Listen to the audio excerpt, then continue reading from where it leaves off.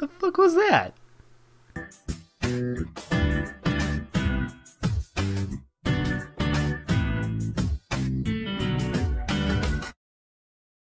Hello everybody, I am Meisterbloo, and I just took a look at the first episode of The Pet Girl of Sakurasou, and it was really good. It was really good. I am thrilled that I sat down and watched this finally. This time around I'm going to start off with the technical aspects first and then move on into like the plot as of the first episode and everything. So, but keep in mind, spoiler thing will be up here, so just in case you are not wanting literally anything told, I have the spoiler thing up. You have been warned. To start, the animation was nothing really special. It seemed like something very typical everyday anime and everything, but it was okay at moments, but like whenever there needed to be like fast movement or something, it actually looked really good, but other than that, nothing really too special about the animation. The music wasn't really noticeable in the slightest, honestly. When there was music, I barely noticed it because it just didn't hit. It was forgetful and everything. Anytime, I know there was one piece of music that I was listening to, because when I was watching the show, I like had a conscious realization that, oh crap, I haven't been thinking about the music at all. And if that happens, that usually means that the music isn't grabbing me. Like, two previous videos ago about this, when I was watching Daybreak Illusion, the music got me immediately. If music can grab me like that, I'll know about the music the entire episode. If it doesn't get me at all, I have to consciously remind myself that, oh yeah, there's supposed to be like music in an anime. So, music in this one, nothing too special in the slightest. When there was music, I can't even remember what it sounded like. So, if that's anything to go off of, there you go. In terms of the style, it looked like an everyday anime. It looked very similar to something like Beyond the Boundary and everything in terms of the characters' styles and everything, the way they look. But one thing I really liked about it is that it was a very soft anime, a very soft-looking show. All the colors and everything had this sort of bloom on them that made it seem very like soft and sort of warm and all that, especially when it came to like things like pinks and everything, like cherry blossoms and all that. Looked very good with the style of this anime. Now to move on to the plot. The plot for this, it hooked me. It's got me deep. I'm likely going to watch another episode immediately after this. I won't do a video on it, obviously, because I only do videos in succession on episodes when an anime is legitimately like coming out. I don't ever do that for animes that are already out or completed or anything.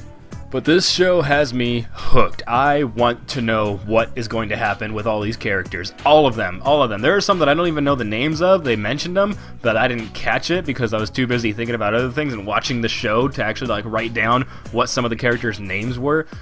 I don't care if I don't know their names.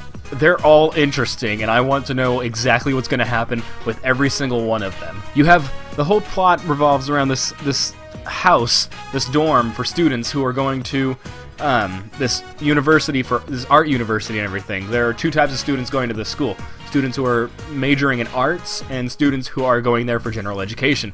Our main character is of the latter. He is the general education group. And the dorm that he lives in is the dorm for the troublemaking students. The students that are too, like, eccentric in one way or another to have an actual dorm room, so they have to be like separated from everybody else. And the only reason he is there is because he took in a cat. He found a cat on the street, took it in, and they're like, you have to get rid of that cat or you can't be allowed in a normal dorm. And he said, I want to keep the cat, I can't throw it out. So now he's in this place that is very ingeniously called in the show the Den of Freaks. His roommates consist of a very sexually eccentric girl who, very first moment he wakes up, he turns around and there's her butt, like, right in his face. And she doesn't care. She wakes up and the first thing out of her mouth is, when I grow up, I want to be a housewife. And then she goes completely crazy. She's very spontaneous, and I love that about her. She was one of the most like fun to watch because her animations made her go crazy sometimes. He lives with one of the teachers at the school who is obsessed with finding a husband. She walks around with like, She shouldn't even be wearing a shirt, how open she keeps it. She keeps, like, the buttons all the way open and everything, just, like, exposed and all that. And she doesn't care, because she wants a husband. She just wants a husband. She doesn't care if it's already somebody else's husband, if it's anybody. She doesn't care. She just wants one. He's got this guy who... I don't know anything really about him other than he and the crazy girl are animators, and when they get into animation talk, they really, like, they focus, they get more serious and whatnot. But this guy is a player. He just, every type of girl imaginable, he is hooking up with at the same time. And it's like he doesn't have any stress whatsoever. It's funny, I just saw a play called Boing Boing, which is about a guy juggling 3 girls in his life that he's engaged to, because he has separate, like, times that he sees them and everything.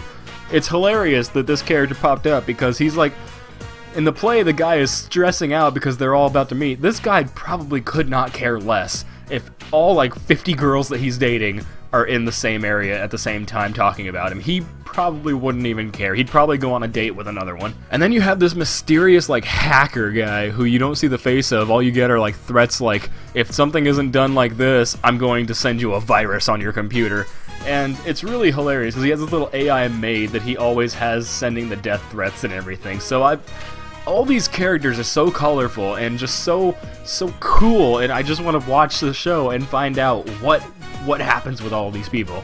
The plot in the first episode is that the teacher's got a niece, I think, either a niece or a very young cousin, who is coming to stay at this place, and basically that's just it. The teacher's like, you, main guy, take care of her, and he's like, okay, and this girl, she seems like a normal girl at the beginning. She's like a really normal girl, and it's very obvious that the guy is, like, falling for her from very first sight, because they make this girl gorgeous. They make her so damn beautiful. Her eyes are just really cool. They're like the sharp eyes, not the, like, round eyes, and they have, like, they have kind of like cat eye pupils in the inside of the actual pupil. So that's a really cool thing too. I love it when that style comes in. However, you find out 2 things about her. One, she is a very, very, very talented manga artist. She just can't really get the plots and everything correct, really. She's very good at it, she just doesn't have a structure in her manga. And 2, she is clueless as fuck. This girl, she's in her room for one night, and the next morning, clothes, luggage, everywhere in the room, she is snuggled, like, under her computer desk, wrapped in a mixture of bras, underwear, and blankets, and she can't get herself dressed properly. And so the guy is panicking, trying to A, get her dressed and get them to school, B, get her cleaned up, and C, not look at her while she's naked. And it's done so well. This entire episode, just beautiful episode, one of the very best first episodes of a show I have ever seen in my entire life, and that's including actual TV shows and everything, and web shows. All of it. This is how you do a first episode. This is how you get people hooked into your characters. You make them this interesting, and this just, you don't tell us much about them, you just give us that little bit, but that little bit needs to be something really worth sticking with, and this show did that flawlessly.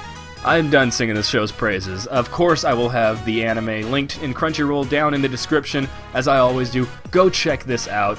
It's really good. Forewarning, there's slight almost nudity in it. It's got an underwear shot, and it's got the outline of a girl and everything, but not really seeing features or whatnot.